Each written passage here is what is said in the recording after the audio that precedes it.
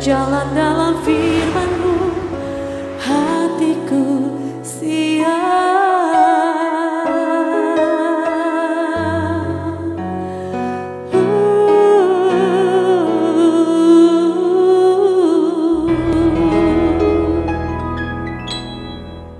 Salam God lovers, senang berjumpa kembali dalam program Raised in God malam hari ini bersama Diaspora TV.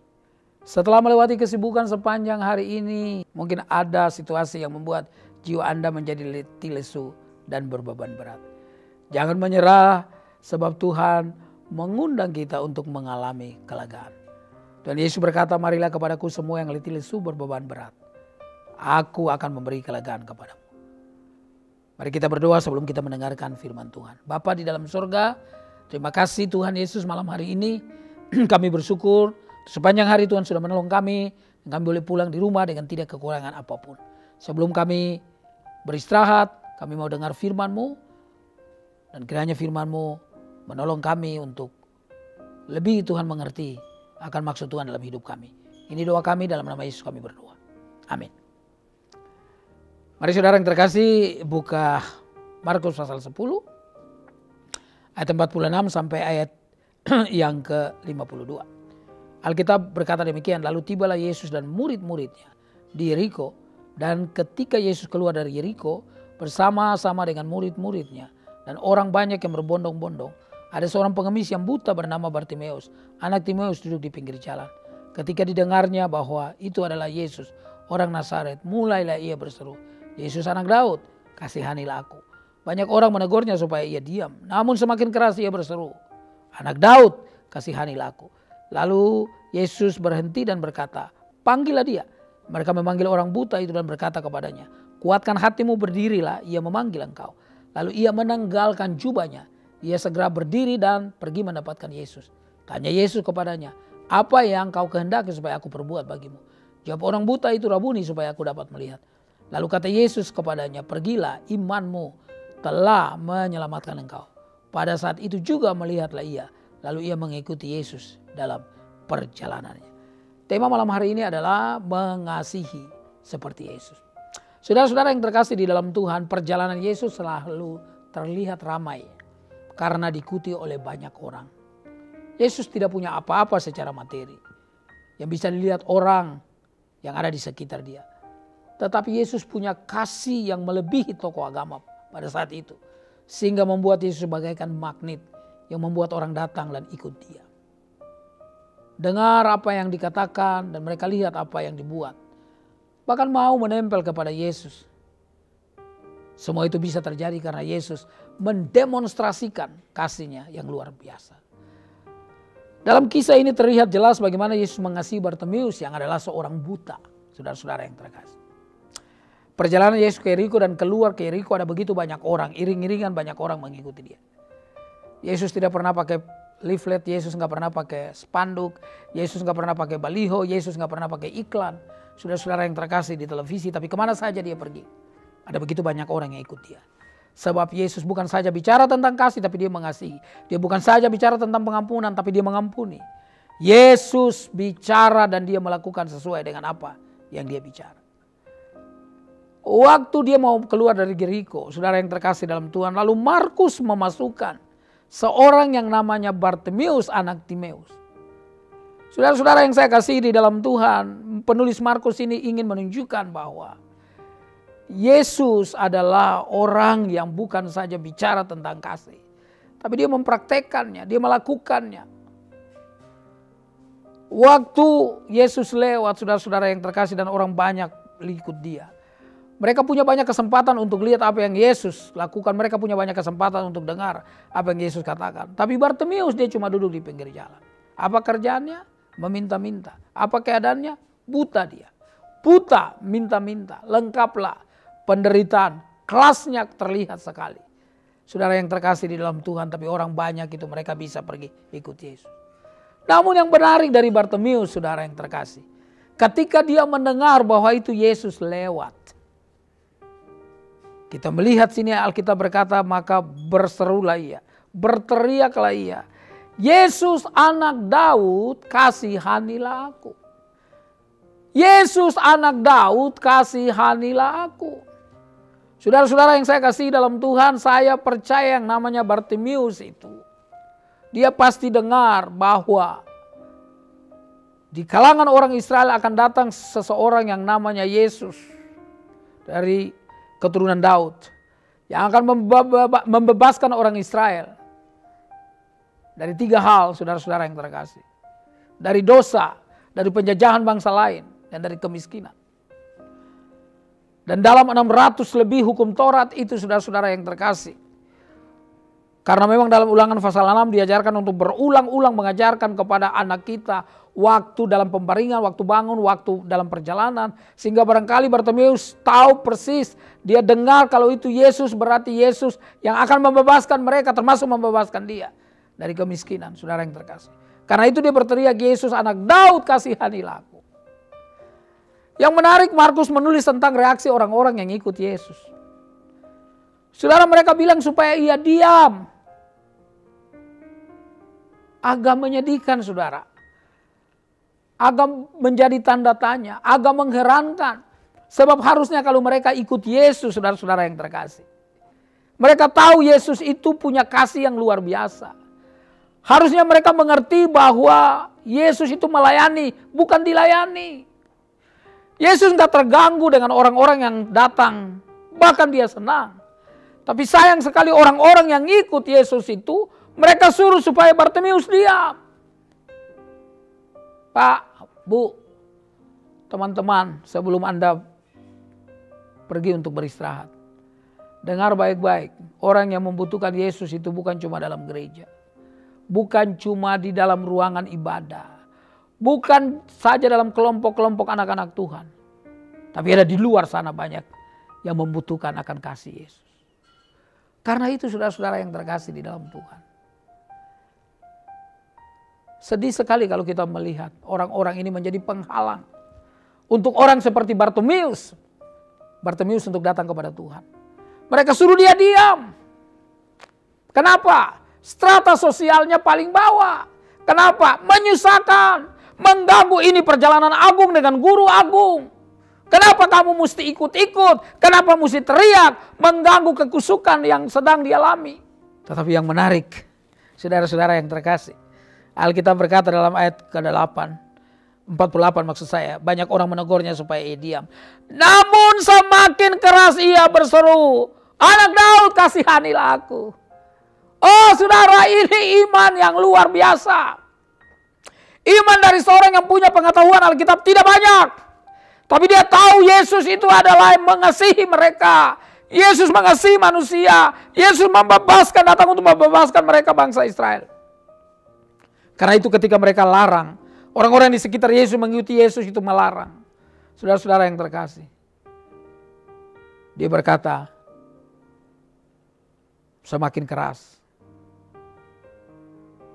Ketika mereka suruh dia diam, dia nggak peduli. Mungkin orang-orang di sekitar Yesus itu barangkali kalau kita mau bilang sekarang adalah para pelayan-pelayan. Majelis mungkin. Mungkin ada pendeta, saudara yang terkasih. Ada anak-anak Tuhan yang selalu dengar firman Tuhan. Tapi ketika saudara yang terkasih ada orang yang biasa-biasa, yang gak punya nilai secara ekonomis barangkali.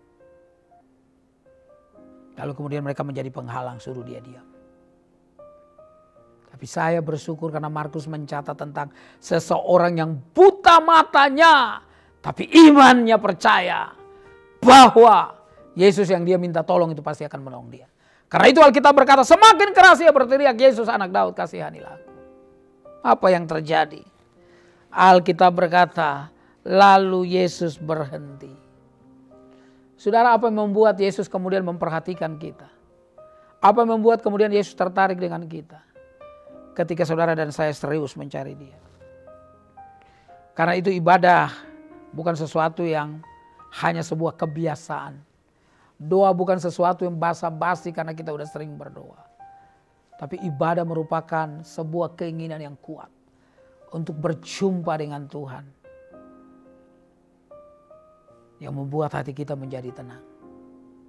Doa adalah sebuah tangisan hati yang sungguh-sungguh berteriak sama Tuhan untuk memohon sesuatu karena kita tahu cuma Tuhan yang bisa menolong kita. Ketika kemudian Yesus berhenti dan berkata, panggillah dia. Orang banyak yang tadi ikut Yesus yang suruh Bartimeus diam itu. Mereka memanggil Bartimeus. Mereka memanggil orang buta ini dan berkata kepadanya, kuatkan hatimu. Berdirilah ia memanggil engkau. Kenapa kalian gak dari awal seperti ini? Kenapa ketika Yesus yang saudara yang terkasih suruh panggil baru kalian bergerak? Kenapa kalian hidupnya munafik? Kenapa kalian hidupnya mengasihi? Tidak sama seperti Yesus mengasihi. Saudara, biarlah ini menjadi sebuah tamparan untuk kita semua yang mengasihi. Melihat status orang. Sedih saya kalau ada di gereja, lalu penerima tamu hanya peduli dengan orang-orang yang punya status sosial, status ekonomi, status intelektual di atas yang lain. Tapi yang punya status ekonomi, intelektual, dan sosial yang biasa saja dibiarkan datang sendiri. Saya berdoa supaya mulai malam hari ini, saudara mengubah pikiranmu, mengubah kasihmu. Jangan kasih yang karena melihat ada keuntungan. Tapi seperti Yesus yang kemudian berkata, panggillah dia. Bertobat kalau kita menjadi orang yang menghalangi orang lain datang kepada Tuhan. Dan ketika dia pergi berdiri, menarik karena dia kemudian menanggalkan jubahnya. Dalam arti yang lain sebenarnya dia bukan saja menanggalkan jubahnya, tapi dia melemparkan jubahnya. Padahal saudara tahu waktu zaman itu, kalau waktu musim dingin sekali, tapi musim panas banyak debu. Jadi jubah itu sebenarnya menolong dia untuk kemudian menghangatkan tubuhnya, saudara yang terkasih, dalam musim dingin. Tetapi juga melindungi dirinya dari debu pada musim panas. Tetapi juga ada kantong-kantong di jubah itu yang menolong pengemis yang namanya Bartimeus itu. Menyimpan uangnya. Jadi jubah ini penting. Tapi ketika Yesus panggil dia, dia tahu bahwa Yesus bisa menolong dia lebih daripada jubah itu menolong dia. Karena itu dia tanggalkan dia dan dia buang, saudara yang terkasih. Sekarang dia mau berharap sungguh kepada Yesus. Lalu Yesus bilang kepada dia, apa yang kau kehendaki supaya aku perbuat bagimu? Menarik karena Bartimeus menjawab, Rabuni, my master and my Lord. Tuanku dan Tuhanku. Luar biasa, dia gak pernah menjadi murid Yesus, saudara yang terkasih. Tapi bagi Bartimeus dia tahu bahwa dia harus jadikan dirinya murid, tunduk kepada Yesus. Yesus harus yang menguasai dan berkuasa atas hidupnya. Dia bilang, supaya aku dapat melihat. Lalu kata Yesus kepadanya, pergilah, imanmu telah menyelamatkan engkau. Saudara yang terkasih, kalau Anda mendoakan seseorang yang lagi sakit, punya pergumulan dan seterusnya, apa saja persoalan, pastikanlah bahwa orang itu sudah ada di dalam Tuhan. Supaya imannya dia akan menolong dia. Pergilah, imanmu telah menyelamatkan engkau. Dan dikatakan pada saat itu juga melihatlah ia. Lalu ia mengikuti Yesus dalam perjalanannya. Luar biasa, kalau nggak ada Yesus hari itu mungkin Bartimeus tidak diselamatkan, dia tidak melihat. Tapi ada kasih yang seperti Yesus. Mari sebelum Anda pergi tidur, pikirkan baik-baik selama ini Anda mengasihi seperti apa. Apakah Anda mengasihi seseorang karena Anda tahu ada keuntungan, Anda mendapatkan sesuatu, atau supaya dipuji dan seterusnya. Tapi untuk orang-orang yang seperti Bartimeus, Anda dan saya coba menghindar. Biarlah kalau kita mengaku kita anak-anak Tuhan, kita ikut mengasihi sama seperti Yesus mengasihi. Tidak melihat status sosial, ekonomi maupun intelektualnya. Karena Yesus datang memang untuk mengasihi dan menyelamatkan kita yang berdosa. Tunduk kepala dan kita berdoa. Bapa di dalam surga, kami bersyukur kepadamu malam hari ini. Karena sebelum kami beristirahat, kami diingatkan kembali untuk mengasihi sama seperti Yesus yang mengasihi. Bartimeus yang buta, Bartimeus yang meminta-minta, disuruh orang untuk diam namun semakin keras dia berteriak. Yesus, kami berdoa supaya kasih kami kepada orang lain sama seperti kasih Tuhan kepada orang bahkan yang seperti Bartimeus. Supaya ada banyak orang yang dimenangkan. Orang-orang yang butuh Yesus itu bukan cuma di gereja, bukan dalam pertemuan-pertemuan ibadah saja, tapi orang-orang di sana, di tempat umum di kami ketemu, di kantor, di pasar, di mana saja dalam perjalanan kami. Tolong kami ya Tuhan, supaya kami mengasihi mereka sama seperti Yesus mengasihi kami orang berdosa. Terima kasih Bapa. Kami menyerahkan hidup kami sepenuhnya malam hari ini sebelum kami beristirahat. Dalam nama Tuhan Yesus, kami tidur dengan nyenyak dalam tangan Tuhan. Amin. Saudara, jika saat ini Anda atau keluarga mengalami pergumulan dan membutuhkan dukungan doa, di layar saudara ada nomor telepon yang bisa Anda hubungi. Tim doa kami akan mendoakan saudara. Silahkan jika Anda ingin memberikan komentar di ruang komentar di channel Diaspora TV. Mazmur 4 ayat 8-9 berkata, Engkau telah memberikan sukacita kepadaku lebih banyak daripada mereka ketika mereka kelimpahan gandum dan anggur. Dengan tentram aku mau membaringkan diri lalu segera tidur. Sebab hanya Engkaulah yang Tuhan yang membiarkan aku diam dengan aman. Selamat beristirahat dan nikmatilah Race in God malam hari ini. Tuhan Yesus memberkati. Hatiku siap